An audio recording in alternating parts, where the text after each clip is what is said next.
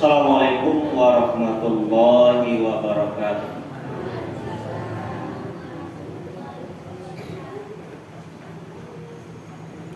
Alhamdulillah, alhamdulillahillazi ahyana ba'dama amatana wa ilaihi nusyur.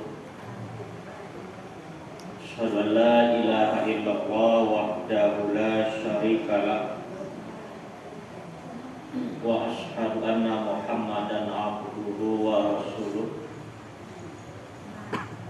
Allahumma sholli ala Muhammad wa ala alihi wa sahbihi wa man tabi'ahum bi ihsanin ila yaumiddin. Amma ba'du. Pertama sekali kembali kita bersyukur kehadiran Allah Subhanahu wa taala, yang mana pada pagi hari ini kita masih diberikan oleh Allah Subhanahu wa taala nikmat umur, yang mana tadi malam kita tidur, kemudian Allah hidupkan kembali, sehingga pada pagi hari ini kita masih bisa hadir di masjid ini, tentunya dalam rangka kembali melaksanakan ubudiyah kita kepada Allah, yaitu melaksanakan sholat subuh secara berjamaah. Mudah-mudahan ibadah sholat subuh yang kita laksanakan ini betul-betul kita laksanakan dengan niat ikhlas karena Allah, dengan panggilan keimanan, karena memang merupakan salah satu sholat yang paling berat yang dilakukan oleh kaum muslimin. Itu adalah sholat subuh. Kalau begitu banyak tantangan, begitu banyak halangan dan rintangan yang membuat kita enggan, lalai di dalam melaksanakan sholat subuh.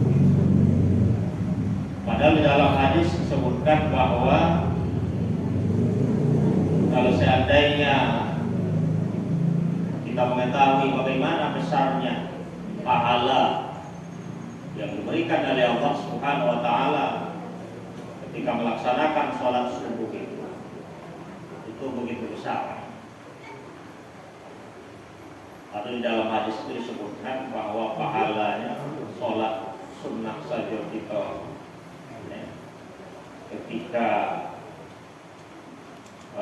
sebelum masuknya waktu subuh itu, sholat subuh, sholat sunnah sebelum pelaksanaan sholat subuh itu, atau sholat sunnah fajar itu pahalanya lebih bagus dari dunia dan segala isinya. Jadi apapun yang kita peroleh, apapun yang kita capai di dalam kehidupan dunia ini, maka menurut pandangan Allah Subhanahu wa taala itu lebih bagus pahala sholat sunnah itu daripada dunia dan isinya. Maka tentu kita pantas bersyukur kepada Allah Subhanahu wa taala, kita dijadikan oleh Allah, dimasukkan oleh Allah Subhanahu wa taala pada golongan orang-orang yang mampu untuk melaksanakan ibadah sholat subuh itu walaupun dalam kondisi rintangan yang besar.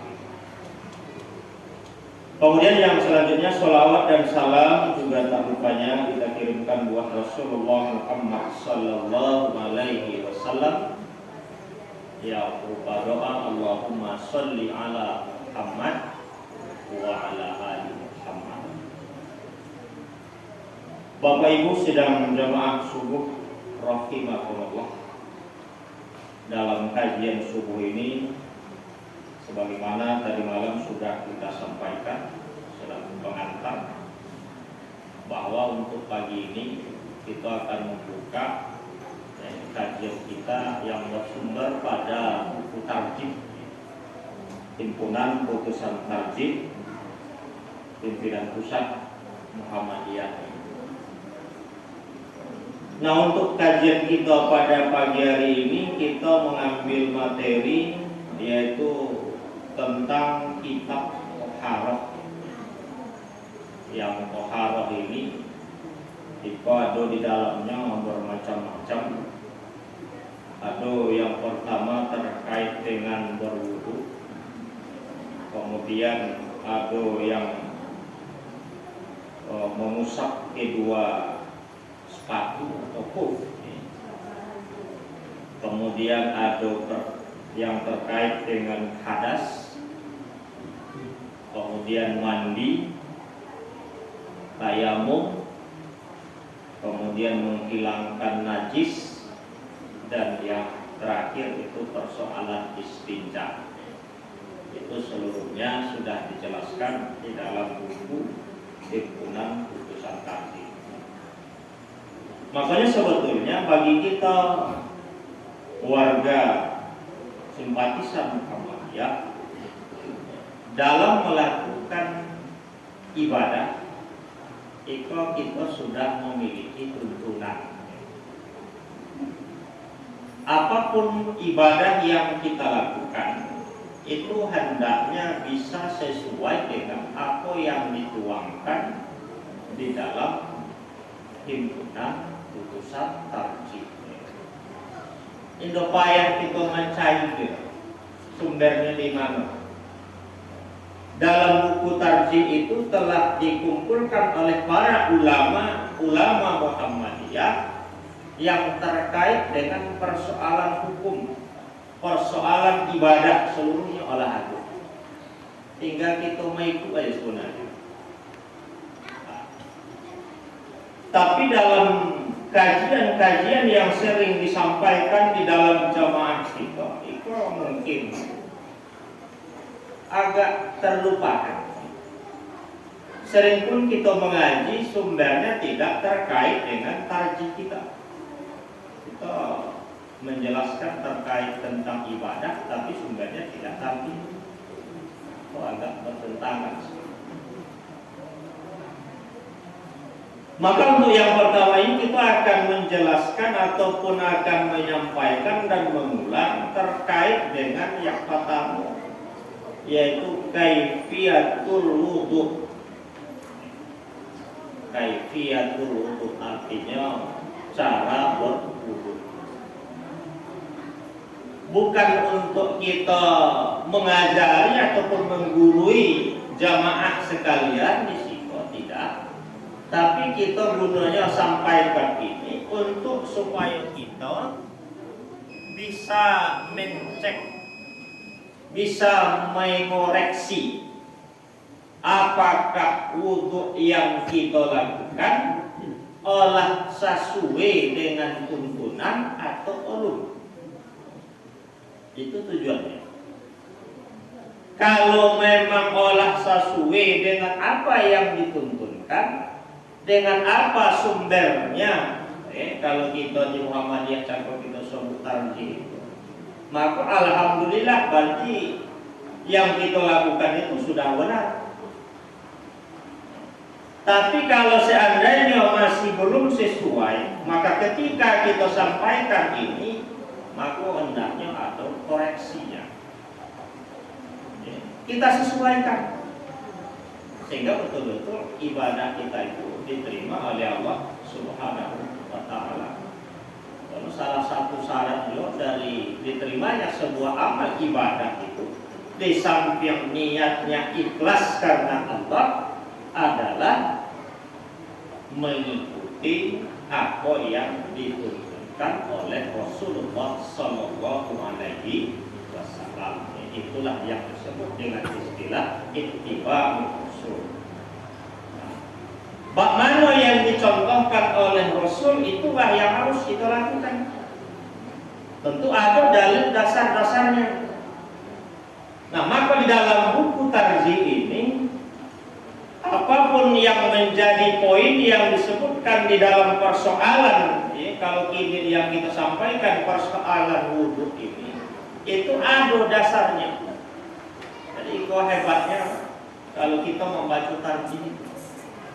Ada cara-caranya, ada beberapa poin, beberapa langkah yang perlu kita lakukan.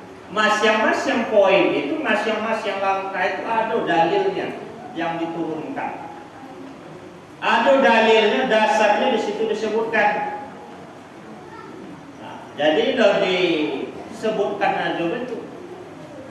Ada dasarnya yang sudah dituangkan. Nah, terkait dalam persoalan wudhu ini, kalau kita lihat memang pada dasarnya kalau sumber yang ada di dalam Al-Quran, perintah yang ada di dalam Al-Quran, itu terdapat di dalam Al-Quran surah Al-Maidah ayat yang ke-6. Kalau pernah mungkin disampaikan, yaitu firman Allah, ya ayyuhalladzina amanu iza kuntum ilas sholah faghsilu wujuhakum wa aydiyakum ilal marafiq wamsahu bi ru'usikum wa arjulakum ilal ka'bayn. Itu sampai di situ aja potongan ayatnya untuk persoalan wudhu. Kalau dilanjutkan sampai akhir, nah situ banyak pula persoalannya. Ya. Ada persoalan toharo, persoalan tayamum, ya. Ada persoalan mandi. Kalau untuk yang berwudhu, maka ayatnya sampai di situ. Ya ayyuhallazina amanu idza kuntum ilas shalah faghsilu wujuhakum. Itu yang pertama, wujuhakum. Hai orang-orang yang beriman, apabila kamu ingin mendirikan salat, faghsilu wujuhakum, maka hendaklah kamu membasuh atau mencuci muka. Cucilah muka. Wa aydiyakum ilal marafiq, dan kedua tanganmu hingga siku. Wamsahu bi ru'usikum wa arjulakum ilal ka'bayn. Yang kaki gombeknya sapulah kepalamu dan kakimu hingga dua mata kaki. Sapulah kepala, kemudian basuh kaki hingga dua mata kaki. Ompek yang ada di dalam Al-Quran yang disebutkan, yang disebutkan dengan ompek itu, yang pertama cako membasuh muka wajah, yang kedua membasuh ataupun mencuci kedua tangan hingga siku, yang ketiganya adalah menyapu kepala, dan yang keempatnya membasuh ataupun mencuci kaki hingga dua mata kaki. Kalau hanya sekedar itulah dalil yang kita gunakan dalam penjelasan untuk masalah wudhu itu alur lengkap. Basuh muka itu bagaimana? Membasuh tangan itu bagaimana yang benar? Apakah membasuh tangan itu bisa dari siku sampai ke tangan, jadi tangan?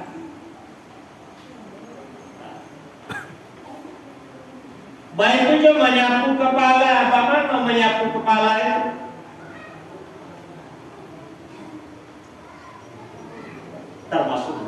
mungkin bak makna cara membasuh ataupun mencuci kaki. Nah, yang ompek yang ada disebutkan Allah di dalam Al-Quran ini, surah Al-Maidah ayat yang 6 itu adalah merupakan rukunnya wudhu. Rukunnya wudhu. Jadi dan ompek itu memang wajib. Kalau yang namanya rukun itu wajib untuk dilakukan. Sementara yang lain itu sunnahnya, sunnahnya wudhu. Kalau kita biasa melakukan wudhu itu, yang pertama kita basuh tangan, cuci telapak tangan, kemudian yang kedua berkumur-kumur, sekaligus masukkan air ke dalam hidung, mencuci hidung, memasukkan dan mengeluarkan. Kemudian yang berikutnya baru mencuci muka, kemudian mencuci tangan, membasuh tangan. Kalau dalam Al-Quran itu sangat jelas, wa aydiyakum ilal marafiq, hingga siku.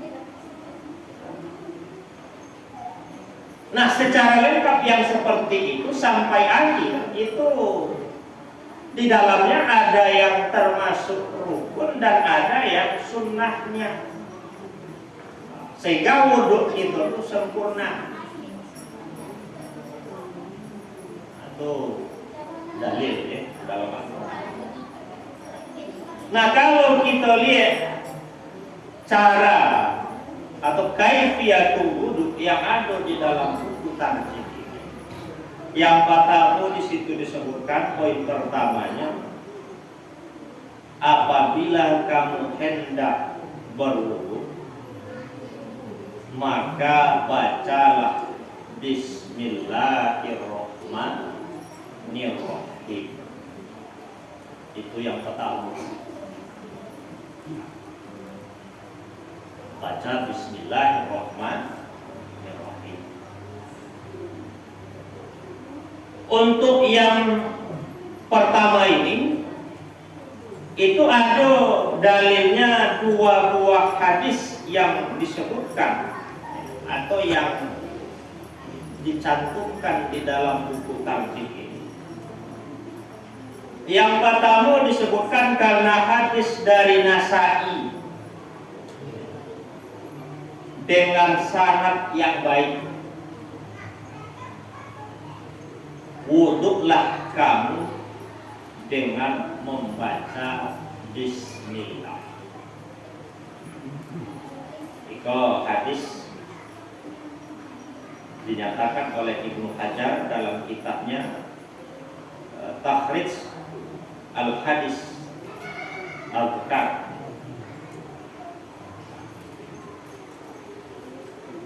Kemudian Imam Nawawi membawakan sebuah hadis dari Anas, menyatakan disebutkan di dalam hadis yang kedua, segala perkara yang berguna, segala perkara yang berguna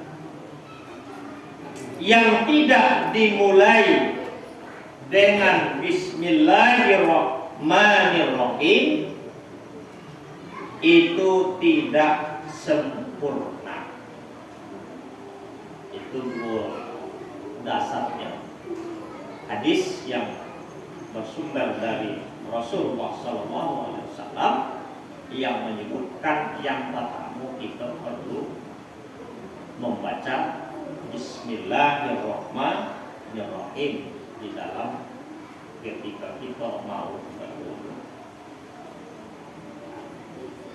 Oh, yang pertama.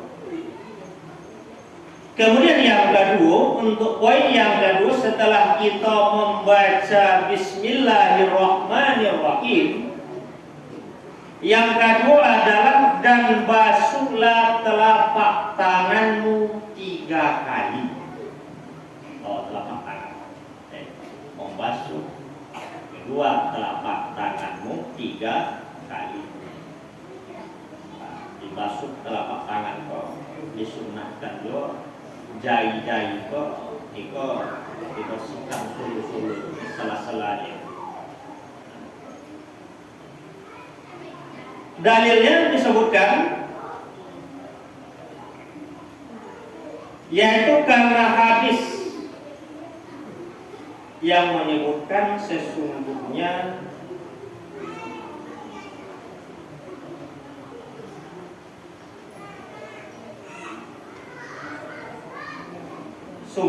Utsman telah meminta air wudhu, maka dicucinya kedua telapak tangannya 3 kali, lalu ia berkumur-kumur dan menghisap air dan menyemburkannya. Kemudian ia membasuh wajahnya 3 kali, kemudian membasuh tangannya yang kanan sampai sikunya 3 kali, dan yang kirinya seperti demikian itu pula. Kemudian ia mengusap kepalanya, lalu membasuh kakinya yang kanan sampai kedua mata kaki 3 kali, dan yang kiri seperti itu pula. Lalu berkata, aku melihat Rasulullah Sallallahu Alaihi Wasallam wudhu seperti wudhuku ini. Hadis riwayat Bukhari dan Muslim. Itu dasarnya untuk mencuci atau membasuh telapak tangan 3 kali. Dalam hadis itu lengkap saja. Dari hadis yang diriwayatkan oleh Bukhari dan Muslim ini dari Utsman Cako itu olah lengkap seluruhnya bagaimana tata cara berwudu. Dan di akhir hadis itu disebutkan, kata Utsman itu, aku melihat Rasulullah Sallallahu Alaihi Wasallam berwudu seperti wuduku ini. Nah, itu yang kedua yang menyebutkan yaitu tentang membasuh telapak tangan 3 kali. Nah, jadi setelah baca Bismillah, kita niat, Bismillah itulah dipasang niat ikhlas karena Allah, kemudian baru lanjut yang berikutnya yaitu membasuh telapak tangan, kedua telapak tangan dicuci. Hadisnya cakap itu hadis yang lengkap, di situ seluruhnya disebutkan. Maka di akhir hadis itu disebutkan, aku melihat Rasulullah Sallallahu Alaihi Wasallam berwudu seperti wuduku ini. Itu yang kemudian yang berikutnya, gosoklah gigimu dengan kayu arak atau kayu arok atau yang semisalnya atau yang sesamanya, atau rangkaian dalam berkumur-kumur. Nah, untuk dalilnya disebutkan karena hadis dari Rasulullah SAW menyebutkan, kata Rasul, kalau aku tidak khawatir akan menyusahkan umatku, niscaya aku perintahkan kepada mereka untuk bersiwak atau menggosok gigi pada tiap wudu. Hadis diriwayatkan oleh Imam Malik, Ahmad, Nasai, dan disahihkan. Hadis sahih. Itu dasarnya untuk bagaimana ketika kita berwudu, dalam rangkaian baku-kumu itu digosok gigi. Bisa menyikat menggosok gigi itu. Karena di dalam hadis itu Rasulullah SAW tegas menyebutkan kalau seandainya tidaklah memberatkan umatku, maka niscaya aku perintahkan kepada mereka. Jadi kalaulah perintah itu wajib leh, enggak sunnah leh. Kalaulah diperintahkan tidak sunnah lagi, tapi olah wajib. Kalau yang namanya perintah itu hukumnya wajib. Kalau larangan hukumnya haram. Tapi karena memang dikhawatirkan oleh Rasulullah SAW itu memberatkan umatnya, maka itu jadi diperintahkan, itulah makanya masuk itu sunnah. Disunnahkan untuk menggosok gigi. Jadi hukum-hukum menggosok gigi. Nah, sehingga bersih. Karena memang tujuan dari kita berwudu itu supaya kita dalam keadaan bersih, dalam keadaan suci. Nah, yang merupakan salah satu syarat untuk kita melaksanakan ibadah sholat. Nah, itu yang ketiga. Kemudian yang berikutnya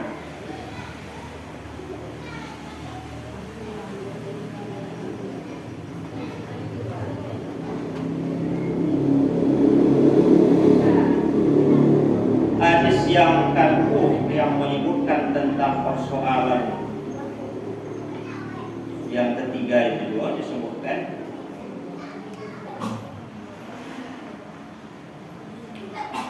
dan karena hadis yang diriwayatkan oleh Bukhari dalam tarikhnya dan Tabrani dari Abu Hurairah Subahi radhiyallahu anhu. Dahulu saya termasuk utusan Abdul Qais yang menghadap Rasulullah SAW, maka Rasulullah SAW menyuruh mengambilkan kayu arok lalu bersabda, bersiwaklah dengan ini. Jadi itu dalil yang kedua yang kita menyebutkan tentang persoalan bersiwak atau dalam hal yang cakap disebutkan semisalnya. Nah, jadi kalau kayu siwak yang digunakan mungkin indolai, semisalnya mungkin lain sikoy. Bisa kita gunakan seperti sikat gigi kan? Dengan menggunakan odol gigi atau yang ketiga. Kemudian yang berikutnya, yang keempat, kemudian berkumur-kumur dan isaplah air dari telapak tangan sebelah dan berkumur-kumurlah. Kamu kerjakan yang demikian itu sebanyak 3 kali. Itu yang ke-B. Jadi berkumur-kumur, gosok gigi berkumur-kumur, itu kamu kerjakan yang demikian itu sebanyak 3 kali. Nah, untuk yang kelima ini, jika dalilnya adalah dalil yang kedua yang kita sebutkan cako, hadis dari Umran yang disebutkan di dalamnya Utsman.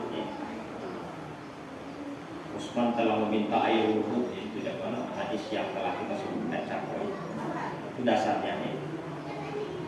Kemudian menurut hadis dari Ali radhiyallahu anhu dalam sifat wudhunya menyebutkan kemudian berkumur-kumur dan menyemburkannya 3 kali. Diriwayatkan oleh Abu Daud dan Nasai. Kemudian juga karena hadis dari Abdullah bin Zaid dalam sifatnya wudhu kemudian memasukkan tangannya, maka berkumur-kumur dan mengisap air dari telapak tangan sebelah, telapak tangan sebelah. Jadi ambil air, ya, berkumur-kumur, kemudian mengisap. Jadi satu rangkaian kalau disebutkan, satu rangkaian antara berkumur-kumur dengan menghisap, memasukkan air, ya, ke dalam hidung dan mengeluarkannya.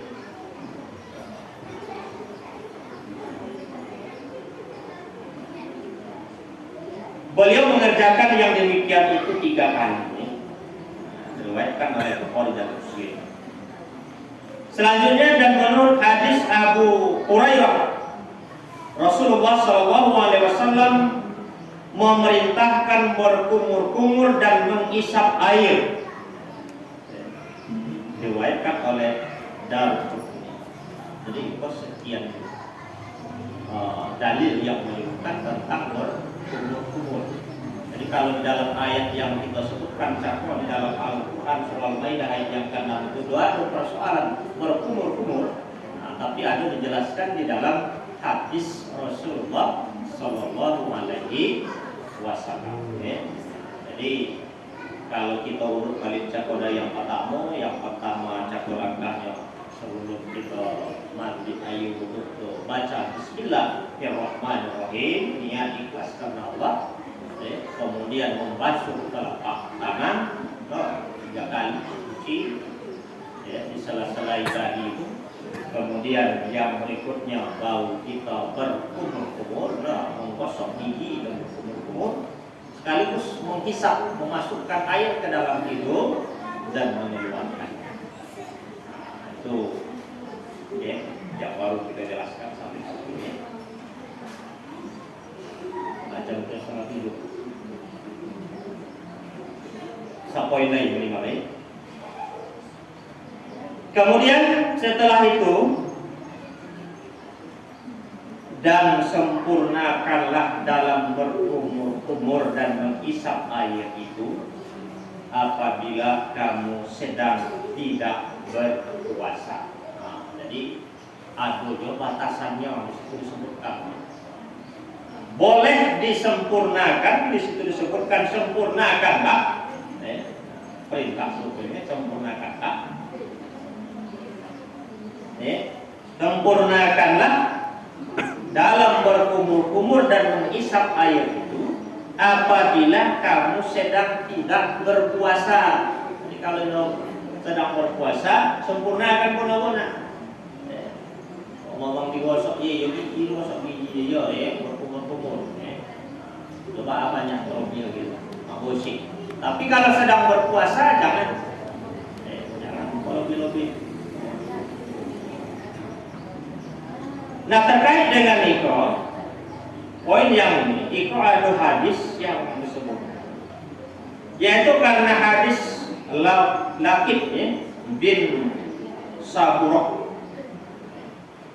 menyebutkan, sempurnakanlah wudhu,